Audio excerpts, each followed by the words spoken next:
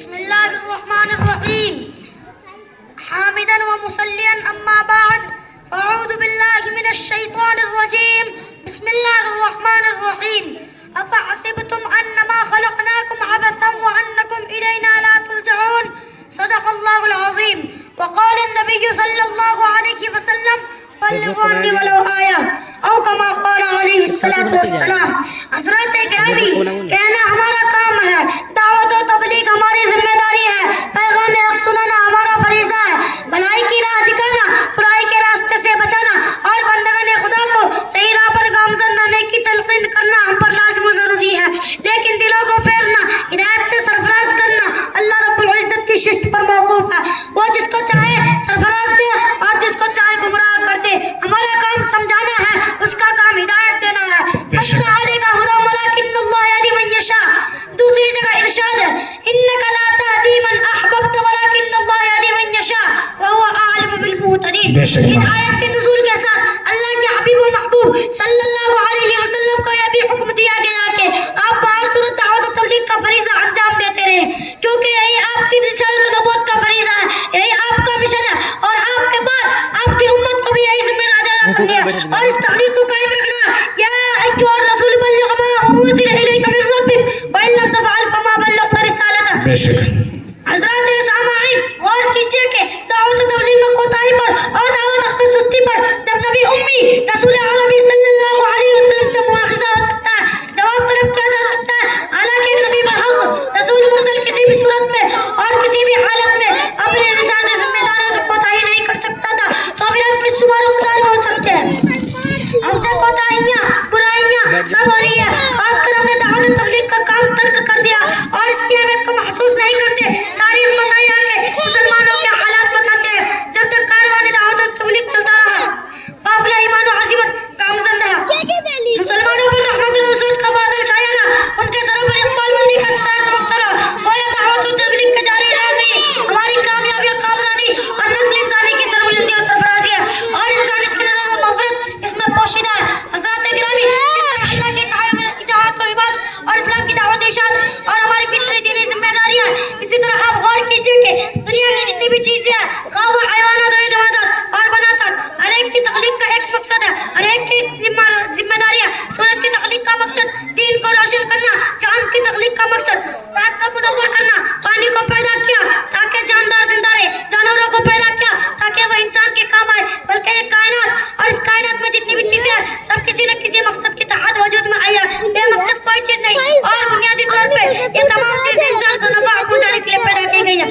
جیسا کہ ارشاد فرمایا وَخَلَقَ لَكُم مَّا فِي الْأَرْضِ جَمِيعًا، اور میں سورج چاند ستارے پہاڑ پر پرند چرند کو انسان کو مسخر کر دیا گیا. برادران اسلام، جب اللہ تعالیٰ نے صرف اس دنیا کو انسان کے لیے بنایا، کائنات کو سجایا، آسمان کو ستاروں سے مزین کیا، زمین کو گلبوٹوں سے منقش کیا، پہاڑوں آبشاروں سبززاروں اور لالہ زاروں سے دل کو جو دل فریب بنایا، تو پھر دل فریب بنایا تو پھر یقینی طور پر انسان کا مقصد تخلیق عظیم تر ہوگا. اس لیے فرمایا گیا افحسبتم انما خلقناکم عبثا وانکم الینا لا ترجعون. کیا تم لوگ سمجھتے ہو کہ ہم نے تم کو بے مقصد و بے ضرورت پیدا کیا گیا اور تم ہمارے پاس لوٹ کر نہیں آؤ گے؟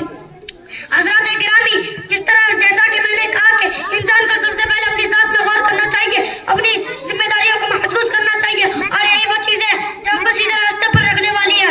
اور اگر ہم غور کر لیں کہ ہماری تخلیق لا یعنی نہیں، تو پھر ہم اپنی ذمہ داریوں کو ادا کرنے میں کسی قسم کے کوتاہی کا مرتکب نہیں ہوں گے. اللہ تعالیٰ نے انسان کو اپنی دنیا پر اپنے فرمان پر عمل کرنے، اپنے دین پر چلنے اور اپنے آخری رسول کی پیروی کرنے کے لیے پیدا کیا گیا. یہی انسان کا مقصد تخلیق عظیم ہے اور یہی موجود کے بعد ہے. جیسا کہ ارشاد خدا ہوتی ہے وما خلقت الجن والانس الا لیعبدون، اور پھر عبادت کا طریقہ اور رسول نے بتایا، اطاعت کا ڈھنگ بھی بتایا کہ ہمارے رسول کی پیروی کرو اور جو کچھ تم کو دے ان کو اختیار کرو، جن باتوں سے منع کرے ان سے باز رہو. ومن یطیع الرسول فقد اطاع اللہ، اور جس نے رسول کی اطاعت کی اس نے اللہ کی اطاعت کی. اطیعوا اللہ واطیعوا الرسول، اللہ کی اطاعت کرو اور اس کے رسول کی اطاعت کرو.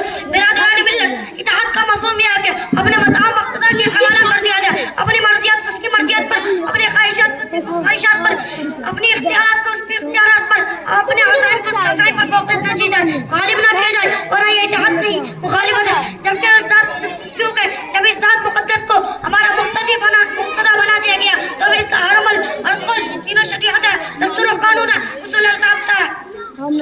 फलाह और सलाह है, कामयाबी और कामरानी है, सरबुलंदी और सरफराजी है। और हमारे सहाबा करम रज़ी अल्लाह अन्हुम जो इत्तेहाद और मोहब्बत की जो आला मिसाल कायम किया, फरमा बरदार ताबेदारी की जो नमूना पेश किया और इसी इत्तेहाद शहारी ने उनका आला मकाम पर पहुंचाया था।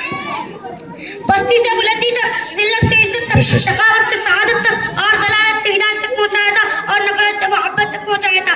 हज़रात गिरामी, इस इत्तेहाद और बंदगी के फराइज़ में से यह भी है कि जज्बा इताअत को और जज्बा इबादत को दूसरों तक पहुंचाया जाए, अल्लाह के दीन को दुनिया के गोशा गोशा में फैलाया जाए और इस्लाम की तालीमात को, रसूल अरबी की फरमादात को शहवा जिंदगी बनाया जाए, ज़ाब्ता जिंदगी बनाया जाए और दूसरों को भी इस पर चलाया जाए। यही हमारी मकसद है कि ये हमारी पहचान भी हो और दूसरों को भी इसकी पहचान बताई जाए कि ऐ बंदा खुदा तुम बेकार नहीं पैदा किए गए, खलीफतुल्लाह फिल अर्ज़, तुम तो दाई अल्लाह बनाए गए हो, अमर बिल मारूफ व नही अनिल मुनकर, तुम्हारा फरीज़ा है, तुम्हारा इम्तियाज है। कितना अजीम इंसान का मकसद के खुद भी हिदायत पर, दूसरों को भी हिदायत पर लगाए। कुंतुम खैरा उम्मतिन उखरिजत लिन्नास तअमुरुना बिल मारूफ व तनहौना अनिल मुनकर व तु'मिनूना बिल्लाह। सामाईन किराम, आज हम खुद राह से भटके हुए दीन से दूर है, शरीयत के बागी है, तो फिर हम दूसरों को कैसे राह पर ला सकते हैं? हम दूसरों के लिए हिदायत और सआदत का जरिया है। जैसा कि अंबिया अलैहिस्सलाम की बात भी इसीलिए होती थी कि जब हमारी जिम्मेदारी अजीमत हो तो कोताही पर मुआखिज़ा भी अजीम होगा। अल्लाह ताला हम सबको अपनी जिम्मेदारियों को जानने और उस पर अमल करने वाला बनाए। हमारा तौफीक अल्लाह बिल्लाह। माशाअल्लाह, बहुत उम्दा।